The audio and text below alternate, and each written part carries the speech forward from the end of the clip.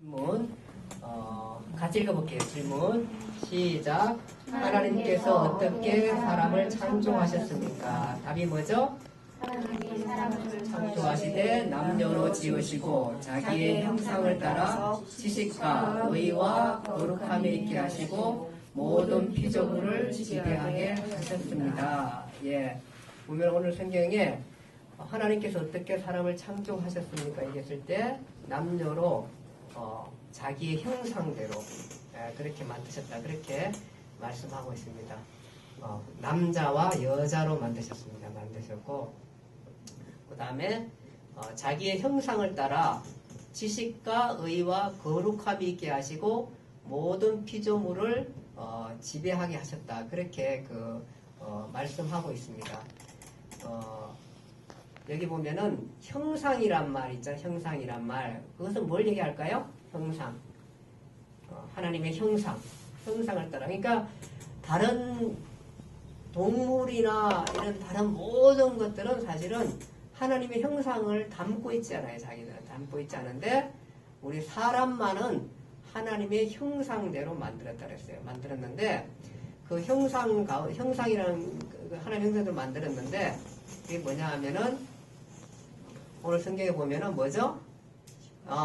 지식과 거룩과 의로 만들었다. 그렇게 말해요. 그러니까 하나님의 형상이 뭐냐 하면은 지식과 거룩과 의라는 것입니다. 지식과 거룩과 의라는 건데 사실 그 하나님께서 우리를 만드실 때 흙으로 빚으시고 그 다음에 생기를 불어넣으니까 생명이 됐다. 이렇게 말씀하거든요. 그러니까 사람은 육체와 영혼으로 만들어져 있습니다.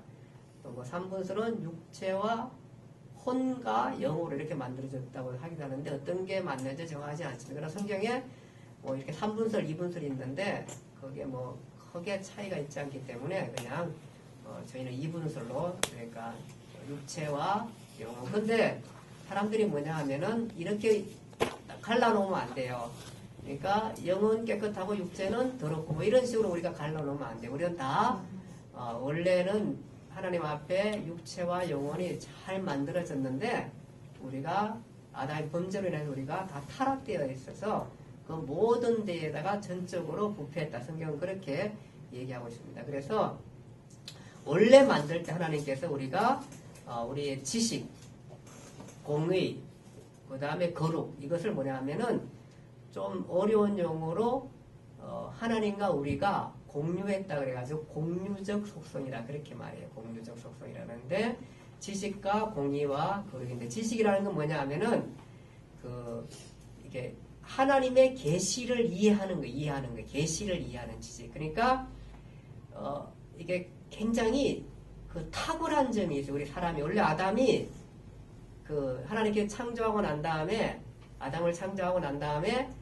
많은 이제 동물들 만들었잖아요. 그렇죠? 동물들 만들어가지고 뭐 개도 만들고 고양이 뭐 이런 거 다 만들어놨잖아요. 하나님께 만들었는데 이름은 누가 지었나 하면은 하나님이 다 이름을 일일이 지어주잖아요. 누가 지었어요? 아담이 지었어요. 아담이 지었어요. 아담이 하와 이름 자기 부인도 아담이 지었어요. 뭐라고 지어요? 산자의 의미, 산자의 생명 이렇게 지었어요. 이게 뭐냐 하면은 이 아담에게 만들어진 생물들에 대한 본성을 아는 지혜가 있었던 거예요. 그러니까 이름을 짓는 거 제가 이렇게 우리가 이름을 이렇게 짓잖아요. 짓는데 우리는 그냥 이렇게 잘 모르니까 짓잖아요. 그냥 이름 뭐 개똥이 뭐 말순이 이렇게 짓잖아요. 것순이 이런 식으로 짓는데 사실은 이 아담이 짓는 이름이 탁월하다는 게 뭐냐 하면은 본성이 있다. 본성이 호랑이라고 했을 때 그 호랑이 갖고 있는 어떤 본성을 갖고 지었다는 거예요. 본성에 맞게끔. 그리고 왜 하와를 지었을 때 산자의 엄마, 모든 산자의 엄마는 처음에 만들어진 그 모든 사람의 엄마라고 하는 생명이라는 그 이름을 이렇게 넣어주는 이런 탁월한 지식적 그런 게 있다는 거예요. 이게 뭐냐면은 바로 뭐냐면은 하나님께서 있는 건데 아담에게 있는 거예요. 그것을 하나님께서 그런 탁월성을 줬는 거예요. 그것이 이제 그 형상, 지식이라는 거, 탁월성, 그 지식의 탁월성. 그러니까 그건 뭐냐, 모든 만물의 본성을 이해한 것처럼 탁월한 거예요, 탁월한 거. 그러니까 그것을 보면은 사람들은 아담은 박사학위를 수십 개 가져도 된다. 그만큼 탁월하다. 그렇게 말하고 있어요. 이름 짓는 거 보면서. 제 딸아 이름 하나 짓는데 얼마나 힘든데 그 많은 생물들이 있는데 얼마나 탁월하겠어요. 그리고 그냥 막 짓지 않아요. 막 붙이지 않잖아요. 막 짓는 것만 해도 힘든데 본성을 파악해서 짓는다는 거. 이런 것이 지식입니다. 그래서 타락 전의 아담은 굉장히 지식적으로 탁월하다. 제가 어저께, 지난주에 우리가 어디 갔나 하면은, 어디 갔었어요? 지난주 예배 끝나고. 아니요, 전. 벚꽃 구경 간다고 해. 그 전주간에 내가 벚꽃 놀이 간다고 했는데, 제가 가가지고 보니까 벚꽃은 막 활짝 잘 펴가지고 그랬는데, 문제는 뭐냐 하면은, 미세먼지. 뿌려가지고 미세먼지가.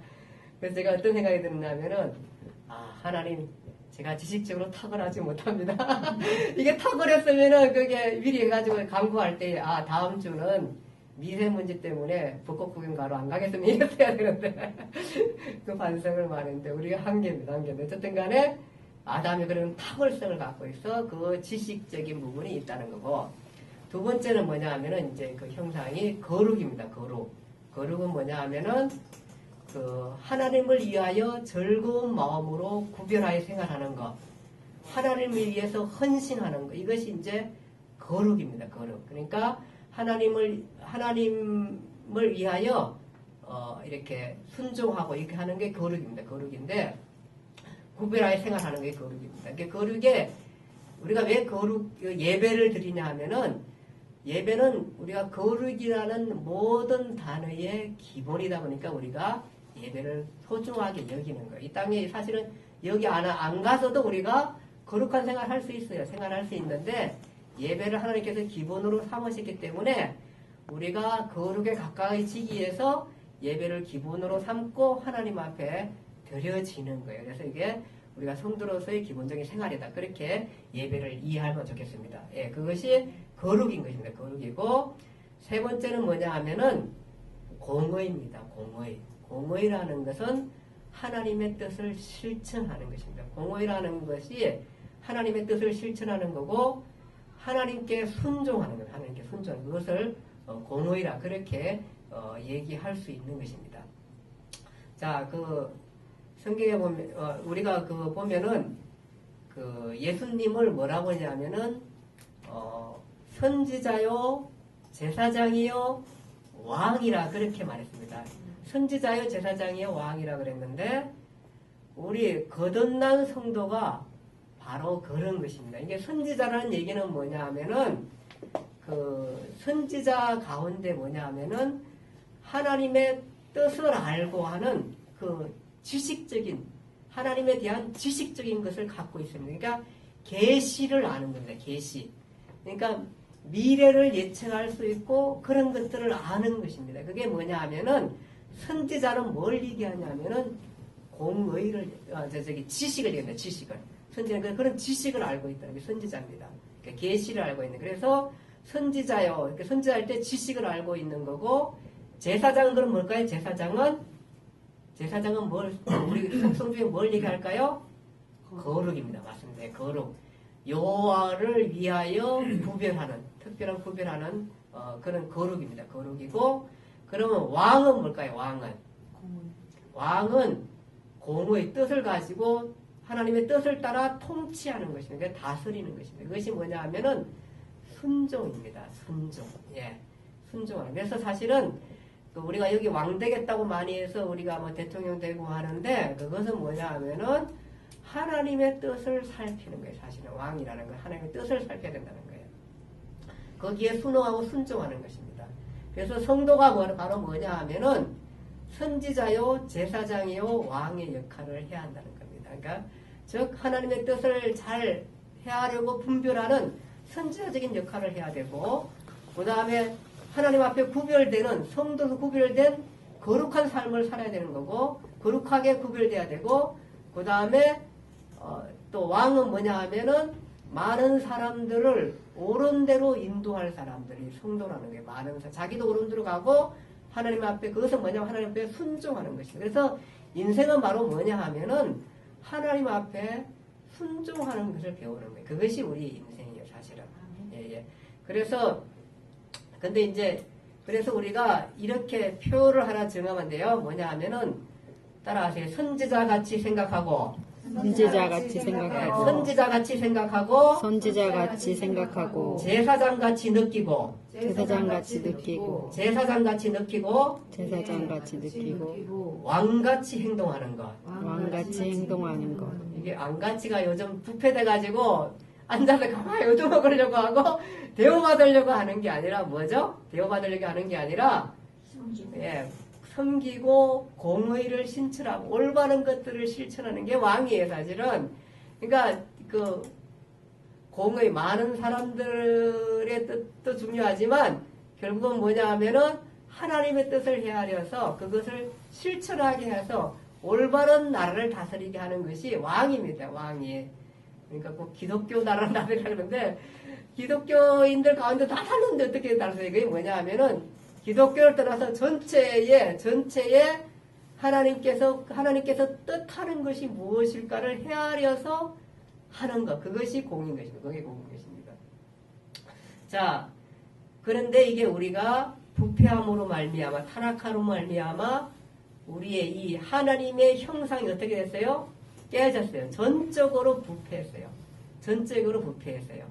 그래서 성경은 이렇게 얘기해요. 뭐라고 그러냐면은 에베소서 4장 22절에 24절에 뭐냐 하면은 너희는 유혹의 욕심을 따라 썩어져가는 구습을 따르는 옛사람을 벗어버리고 오직 너희의 심령이 새롭게 되어 하나님을 따라하세요. 의와 진리와 거룩함으로 지으심을 받은 새 사람을 입으라.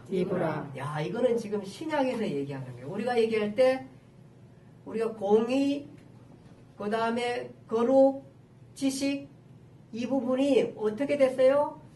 하나님의 형상이었는데 형상이 어떻게 되죠? 죄로 말미암아 어떻게 돼요? 다 깨져버렸어요. 그래서 전적으로 부패됐어요.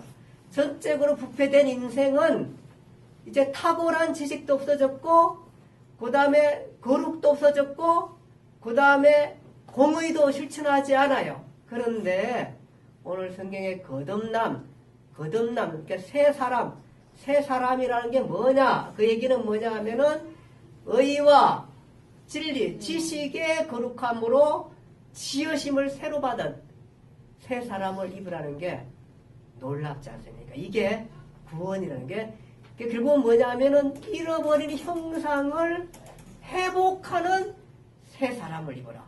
그 얘기하는 게 놀랍지 않아요, 여러분들? 정말 그렇습니다. 우리가 그렇구나. 아담이 이런 쌩쌩한 형상을 가진 사람이었는데 타락으로 뭐 다 깨져버려서 태초에 그 지식과 그 거룩과 다 깨어져 버리고 전적으로 부패했는데 그리스도를 믿음으로 말미암아 어떻게 돼요?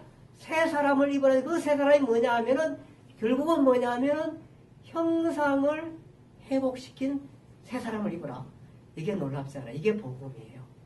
야, 이게 그 성경의 통찰력, 지식, 은혜가 놀라운 게 이런 거예요.